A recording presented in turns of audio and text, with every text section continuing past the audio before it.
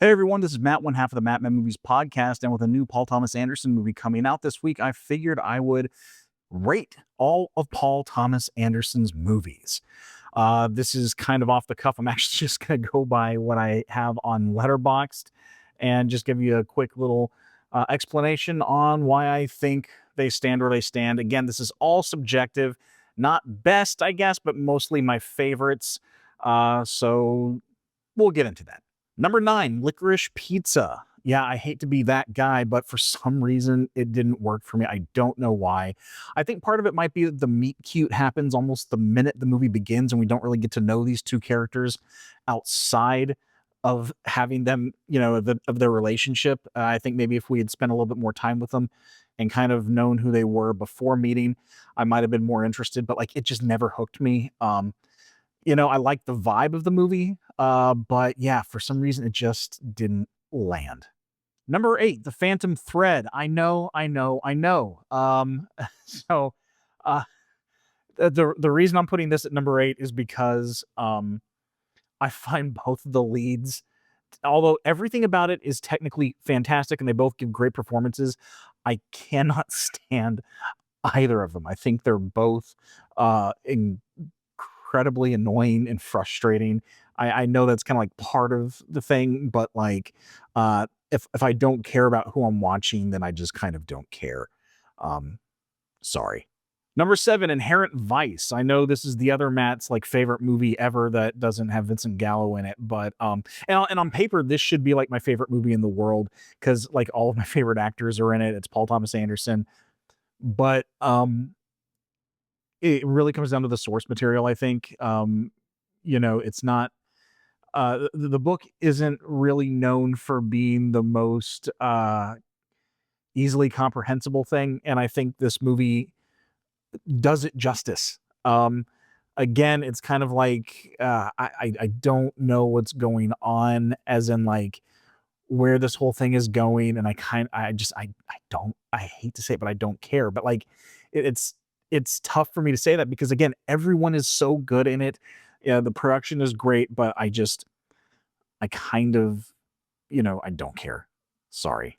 Okay, number 6. I think from here on out is where we have Paul Thomas Anderson's family movies, as in most of his movies from Hard Eight, Sydney, whatever you want to call it, through The Master are about family, and most of them are about fathers and sons.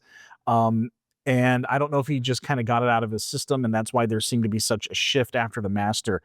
But I kind of consider everything up to The Master to be one thing, or actually maybe even though The Master is about, like a father son ish relationship, The Master, um, it feels more like the rest of his movies. But anyway, that's not the list. Number 6, I have Heart Eight. Um, I love Heart Eight. I think it's really well done.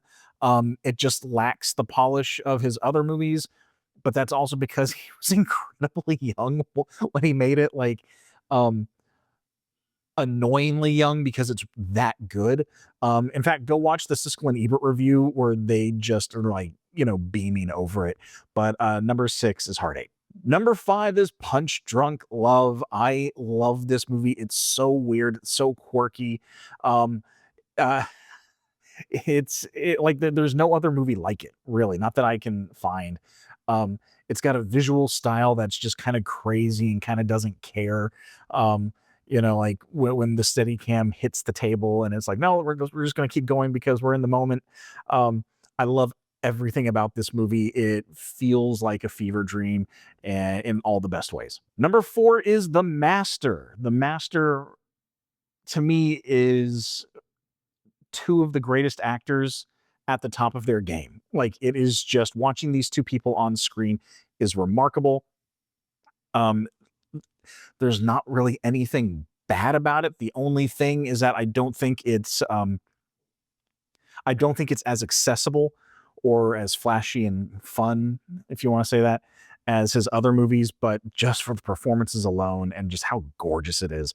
Masters at number 4. Okay, so my top 3, um I actually changed up. Um, I switched number 3 and number 2 because from how they were on my letterbox, and I actually updated my letterbox because I was thinking about it, and while it made a huge impact on me. Number 3, Magnolia, made a huge impact on me. I saw it opening day when I was 17, and once the title card came up, I was just eyes wide open, mouth hanging open. I'm just thinking to myself, I didn't know movies could be like this. Is it feels like such a unique, epic movie that's also like the smallest, most intimate movie ever. And um I remember watching it, and when you get to the scene with Tom Cruise crying at the end, thinking, wow, this is going to hit differently when I get older and my dad dies.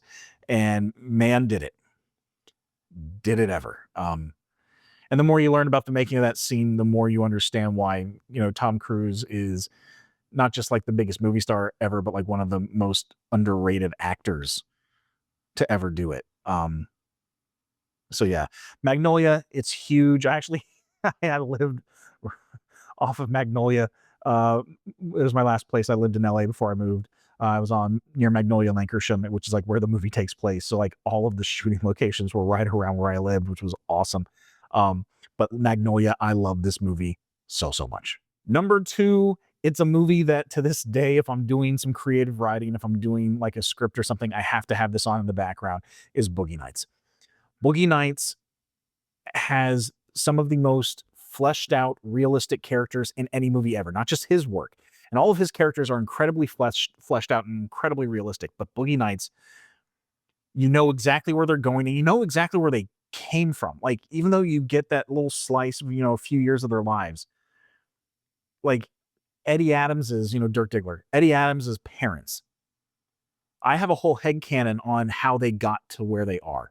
And like, because like they're so specifically laid out, even though you barely get a chance to see them in the movie, you only get like 2 brief scenes. What you get is enough to tell you everything you need to know about them. Let's go back to Magnolia for a second. My roommate from college, one of his favorite shots in Magnolia is in the opening when they're introducing Linda Partridge, and she's on the phone, and the camera just trucks with her as she's walking through her bedroom, and it goes through her closet, and as it trucks through her closet, actually rack focuses to the foreground of her closet because it shows you this is who she is. Look at all these clothes, like this you see him, you see her, you see the age difference, you see the clothes. That tells you everything you need to know about her. And Boogie Nights is filled with this stuff. Every word that the people say, everything that comes out of their mouths, everything they do. It is such a perfectly realized film. And on top of that, it's like one of the flashiest, most fun movies until it's not. And even the stuff that's really dark and depressing is fantastic. Everything about this movie is memorable. It's, it's in my top 4 favorite movies of all time. So that's number 2, which leaves number 1 until I see his new one. I don't know where that's going to land, but for right now, There Will Be Blood is number 1. There Will Be Blood, to me, I could argue, and I would argue, and I will argue that it is probably the greatest American film ever made. It there's nothing wrong with it. It's perfect. It's an accessible art piece. It is an epic that kind of tells you of the mentality of America and capitalism. It is just a perfect film. I think it's Daniel Day-Lewis's best performance. The only downside is there's no John C. Reilly in it. I wish he could have shown up somewhere. But besides that, There Will Be Blood. Every time I watch it, I am just more and more amazed that, first of all, it didn't win the Oscar. And I mean, we all love No Country for Old Men, but There Will Be Blood. It just, to this day, I haven't seen anything like it. To me, the only other American movie I've seen that kind of gets up to that like mythic, this character is larger than life, he is capitalism, is probably Citizen Kane. And other Matt hates that movie, so that tells you just how trash his opinions are. Love you, Matt. But yeah, there we go. That's my order for Paul Thomas Anderson until his next one, which I hopefully will see this weekend. It's right on my birthday, so happy birthday to me. Can't wait to see it. And you guys, let us know, what are your favorite movies? Like, what's your Rushmore? What are your top 4 Paul Thomas Anderson movies? Are you going to see it this weekend? Let us know. Comment below. And see you.